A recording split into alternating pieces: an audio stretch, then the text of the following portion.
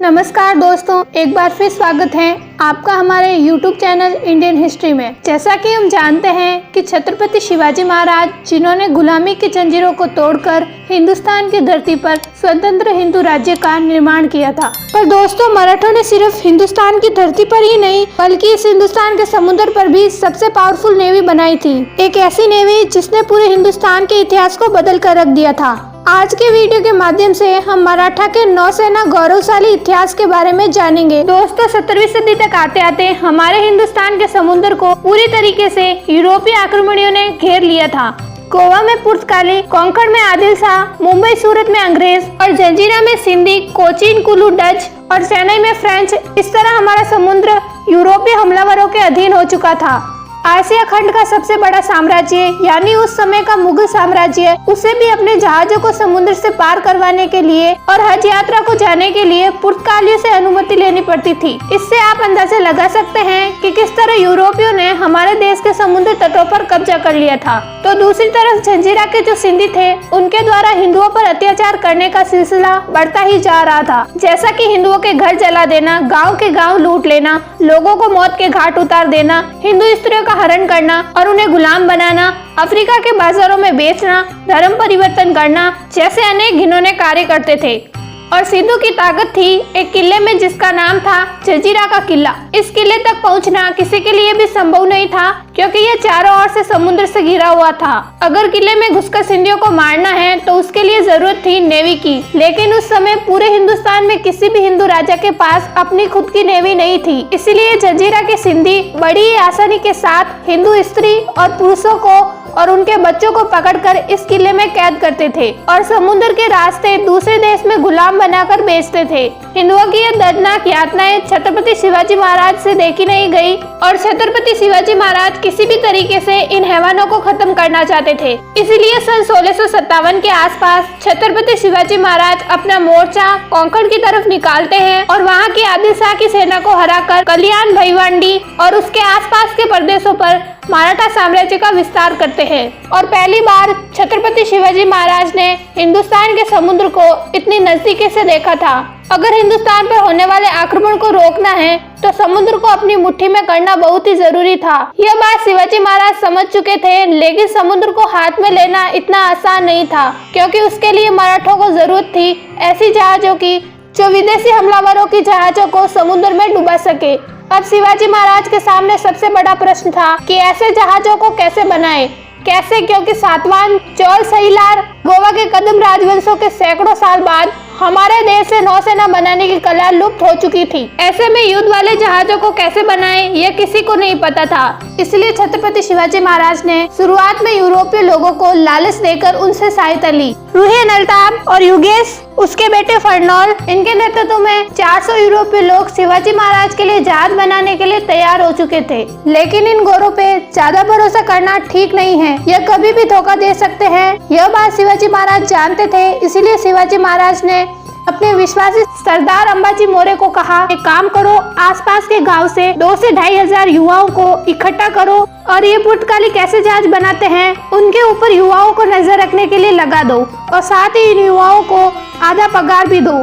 लेकिन शिवाजी महाराज की यह बात लोगों को समझ नहीं आ रही थी कि भला नजर रखने के लिए उन लड़कों को पैसे क्यों दे। लेकिन शिवाजी महाराज के कार्य के पीछे कुछ तो वजह है, इसलिए मराठों ने वैसा ही किया जैसा कि शिवाजी महाराज ने कहा था। अब बड़ी तैयारी के साथ नौसेना बनाने का काम चल रहा था, लेकिन तभी रूहे नलताब और युगेश, जो शिवाजी महाराज के लिए जहाज बना रहे थे, उसी वर्ष से ही पुर्तगालियों से पत्र आया जिसमें लिखा था कि तुम जो शिवाजी महाराज के लिए नौसेना बनाने का काम कर रहे हो उसे अभी बंद कर दो। अगर शिवाजी महाराज ने नौसेना बना ली तो पूरे हिंदुस्तान में मराठों को कोई भी रोक नहीं पाएगा, जिससे हम पर और बड़ी मुसीबत आ सकती है। और साथ ही उस पत्र में रूहे नलताब और युगेश को अपने धर्म और अपने राजा की शपथ दी गई। इसीलिए नलताब और युगेश ने और उनके साथ 400 कारीगरों ने अपने बड़े अधिकारी का पत्र पढ़कर उस काम को अधूरा ही छोड़ दिया और रात को ही फरार हो गए। यह खबर जब अंबाजी को मिली तो वह सोच में पड़ गए कि यह बात अपने शिवाजी महाराज को कैसे बताएं कि यूरोप के लोग काम छोड़कर भाग गए हैं। अब सबके मन में यह प्रश्न था कि अब शिवाजी महाराज के सपने का क्या होगा।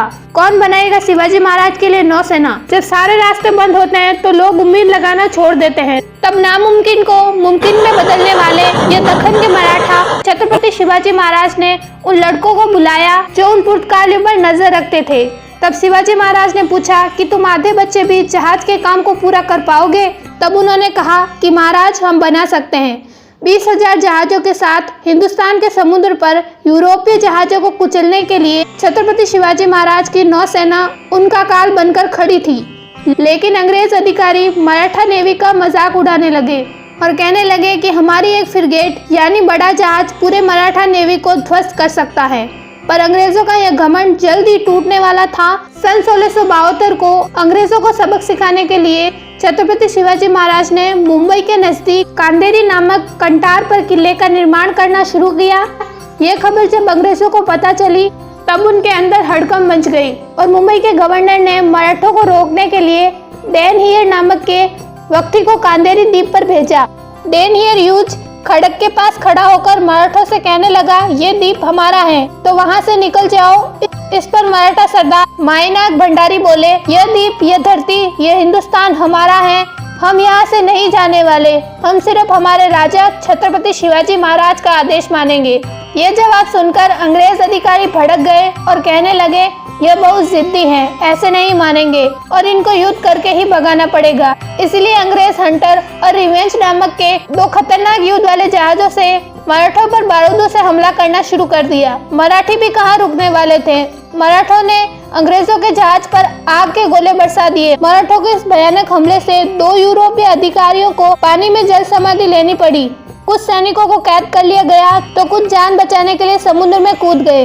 मराठों के गलबन नामक छोटी सी जहाजों ने अंग्रेजों के हंटर और रिवेंज नामक की 2 विशाल जहाजों को समुद्र में तबाह कर दिया। शुरुआत में मराठों की नेवी का मजाक उड़ाने वाले अंग्रेज मराठों से मार खाने के बाद नौसेना की तारीफ करने से खुद को रोक नहीं पाए और कहने लगे कि काश ये हमारे पास होती। आप शुरुआत कहाँ से करते हो ये जरूरी नहीं है, आप शुरुआत कैसे करते हो ये जरूरी है। इस तरह से हिंदुस्तान पर राज करने का सपना देखने वाले विदेशी हमलावरों को छत्रपति शिवाजी महाराज ने समुद्र में ही दफन कर दिया। 1672 में अफ्रीकी सिंधियों को खदेड़ कर हिंदुओं को उनके हथियारों से मुक्त कर दिया। आगे चलकर मराठा 400 जहाज, 5,000 सैनिक और इन सब पर नजर रखने के लिए छत्रपति शिवाजी महाराज ने नायकन, भंडारी और दरिया सांगल जैसे महान व्यक्तियों की नियुक्ति की।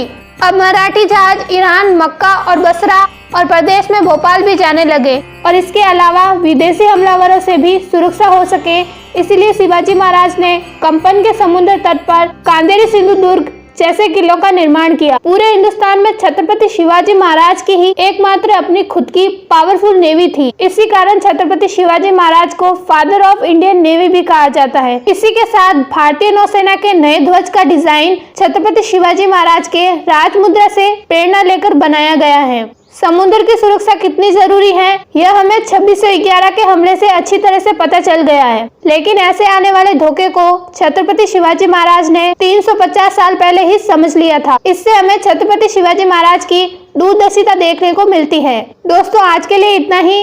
अगली वीडियो में हम जानेंगे एक मराठा नौसेना के जाबाज मराठा योद्धा के बारे में जिनका नाम सुनते ही यूरोपीय सल्तनत में हड़कंप मच जाती है। कौन है वो योद्धा वह जानेंगे अगली वीडियो में।